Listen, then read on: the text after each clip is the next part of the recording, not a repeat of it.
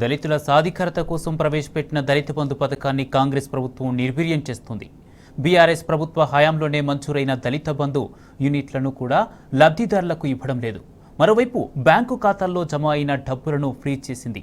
కాంగ్రెస్ ప్రభుత్వ తీరుపై దళితులు ఆగ్రహం వ్యక్తం చేస్తున్నారు. ఇప్పటికే కామారెడ్డి జిల్లాలో ఆందోళనలు చేపట్టారు. దళిత బంధు నిధులు మంజూరు చేయకపోతే రాబోయే రోజుల్లో రాష్ట్ర వ్యాప్తంగా ఆందోళనలు తప్పవని హెచ్చరికలు జారీ చేస్తున్నారు. తరతరాలుగా అణగారిన వర్గాలుగానే మిగిలిపోయిన దళితుల అభ్యున్నతికి బీఆర్ఎస్ అధినేత కేసీఆర్ ప్రత్యేక కార్యాచరణతో ముందుకు పోయారు.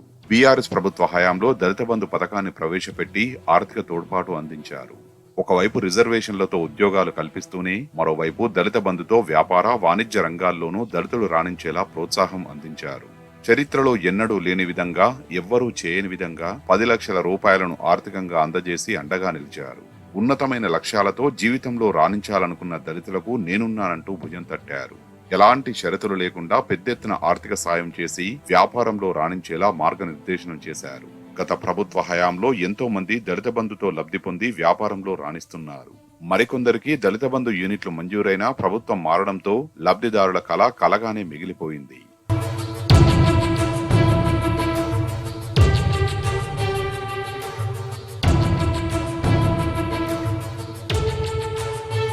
రాష్ట్రంలో నూతనంగా ఏర్పడిన కాంగ్రెస్ ప్రభుత్వం దళితుల అభ్యున్నతి కోసం ప్రవేశపెట్టిన దళిత బంధు పథకాన్ని పూర్తిగా పక్కనబెట్టింది. గత ప్రభుత్వ హయాంలో మంజూరైన యూనిట్లను లబ్ధిదారులకు అందించాలన్న స్పృహ కొత్త ప్రభుత్వానికి లేకుండా పోయింది.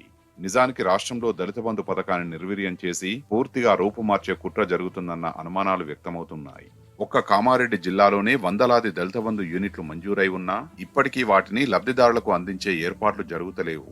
బీఆర్ఎస్ ప్రభుత్వ హయాంలో జుక్కల్ నియోజకవర్గంలో 1100 యూనిట్ల దళిత బంధు గ్రాంట్స్ లను మంజూరు చేశారు. దాదాపు 70% పైగా గ్రౌండ్స్ పూర్తయి లబ్ధిదారుల ఖాతాల్లోనూ జమ చేయడం జరిగింది. కానీ ప్రభుత్వం మారిన వెంటనే లబ్ధిదారుల అకౌంట్స్ ను ఫ్రీజ్ చేశారు. తమ అకౌంట్లను తెరిపించాలని లబ్ధిదారులు కోరుతున్నా అధికారులు పట్టించుకున్న పాపాన పోతలేరు. రాష్ట్ర ప్రభుత్వం నుంచి ఇంకా స్పష్టమైన విధి విధానాలు రాలేదని, ప్రభుత్వమే దళిత బంధుపై క్లారిటీ ఇస్తుందని అధికారులు చెబుతున్నారు.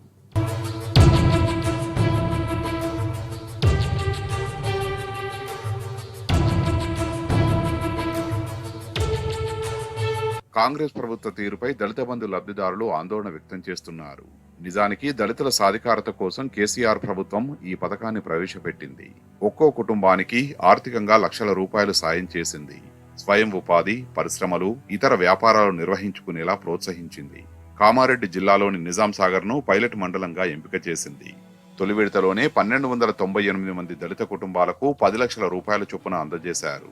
లబ్ధిదారులంతా పలు రకాల వ్యాపారాలు చేసుకుంటూ స్వయం ఉపాధి పొందుతున్నారు.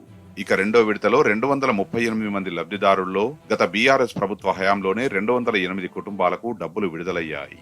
మిగతా 30 కుటుంబాలకు పలు కారణాలతో నిలిచిపోయాయి. అదే సమయంలో ఎన్నికల కోడ్ రావడంతో ఖాతాల్లో జమైన నిధులు కూడా తీసుకోలేని పరిస్థితులు ఏర్పడ్డాయి. ఎన్నికల తర్వాత నిధులు విడుదల చేసుకోవచ్చు అనుకున్న లబ్ధిదారులకు షాక్ తగిలింది. కొత్తగా ఏర్పడ్డ కాంగ్రెస్ ప్రభుత్వం దళిత బంధు నిధుల విడుదలకు బ్రేక్ వేసింది. రోజులు గడుస్తున్నా కాంగ్రెస్ ప్రభుత్వం పట్టించుకోకపోవడంతో దళిత బంధు లబ్ధిదారులు ఆందోళన వ్యక్తం చేస్తున్నారు. అసలు నిధులు విడుదలవుతాయా లేదా అని ప్రశ్నిస్తున్నారు. మాకు గతంలో ప్రభుత్వము డబ్బులు అకౌంట్లలో డబ్బులు వేయడం జరిగింది.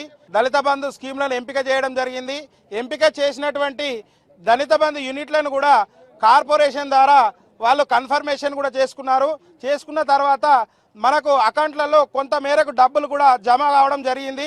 ఈ జమ అయిన డబ్బులను ప్రభుత్వం మారడం వలన కొంత జాప్యం జరుగుతుంది. కాబట్టి ప్రభుత్వం మారినాక కూడా దాదాపు సుమారు 2 నెలలుగా మనము వేచి చూస్తున్నాము. ఎలాంటి స్పందన లేదు.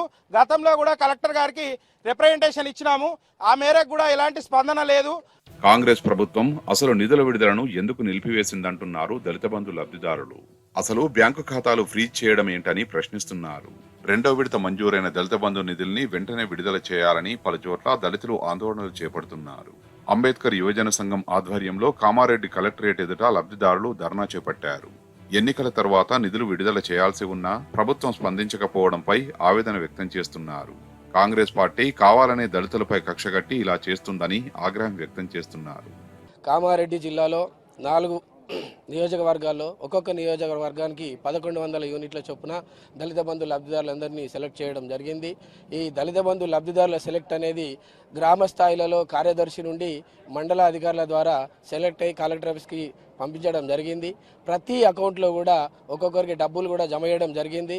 ఎలక్షన్ కోడ్ నిమిత్తమై ఇప్పుడు ఏర్పడినటువంటి ప్రభుత్వ గౌరవ ముఖ్యమంత్రి గారు వీటిని సీజ్ చేయాలని, దళిత బంధు ఇప్పుడు ఇస్తే గత ప్రభుత్వానికి ఓట్లు పోతాయని తానే స్వయంగా ఈడీ గారికి, ఎలక్షన్ కమిషన్ గారికి, ఈసీ గారికి కంప్లైంట్ చేసి దళిత బంధును ఆపడం జరిగింది. కాబట్టి ఒక్కొక్క నియోజకవర్గంలో 1100 యూనిట్ల చొప్పున మొత్తం రాష్ట్ర వ్యాప్తంగా 1,31,000 కుటుంబాలకు లబ్ధి చేకూరే దిశగా గత ప్రభుత్వం ఏర్పాటు చేయడం జరిగింది. ఆ ప్రతి ఒక్క అకౌంట్ని కూడా ఇప్పుడున్న ప్రభుత్వం సీజ్ చేయడం జరిగింది. దళిత బంధు ఇప్పటి వరకు రిలీజ్ చేయలేదు. మీరు వెంటనే దళిత బంధు నిధులు విడుదల చేసి మా యొక్క దళితుల ఆర్థిక అభివృద్ధికి దోహదపడాలని కోరుతున్నాం. గత ముఖ్యమంత్రి గారు ఏదైతే మాకు దళిత బంధు కింద మా దళితులను ఆదుకోవాలని చెప్పి మాకు ఏదైతే దళిత బంధు స్కీమ్ పెట్టిండో దాన్ని కొనసాగించాలి. మరి ముఖ్యమంత్రి గారు చాలా గౌరవించుకుంటున్నాం. ఆ గౌరవాన్ని తప్పితే చిన్న పెద్ద మొత్తం ఏకమై మా కుటుంబాలతో సహా రోడ్డు మీదకి వచ్చి మేము ఇయ్యడానికి మాకు న్యాయం జరిగేదాకా మేము పోరాటం చేస్తామని మీకు తెలియజేసుకుంటున్నాం. ప్రతి ఇంటికి దళిత బంధు అందాలి, మా నిధులు మాకు అందియాలని చెప్పి కోరుకుంటున్నాం. రాష్ట్రంలోని కలెక్టరేట్ల చుట్టూ నిధుల విడుదల కోసం దళితులు తిరగాల్సిన పరిస్థితులు దాపురించాయి. బ్యాంకు ఖాతాల్లో పడిన డబ్బుల్ని ఇప్పించాలని అధికారులకు వినతి పత్రాలు అందజేస్తున్నారు. దళిత బంధు నిధులు విడుదల చేయకపోతే ఆందోళన తప్పదని దళిత బంధు లబ్ధిదారులు హెచ్చరిస్తున్నారు. రాబోయే రోజుల్లో కాంగ్రెస్ పార్టీకి వ్యతిరేకంగా రాష్ట్ర వ్యాప్తంగా పెద్ద ఎత్తున ఆందోళనలు నిర్వహిస్తామంటున్నారు.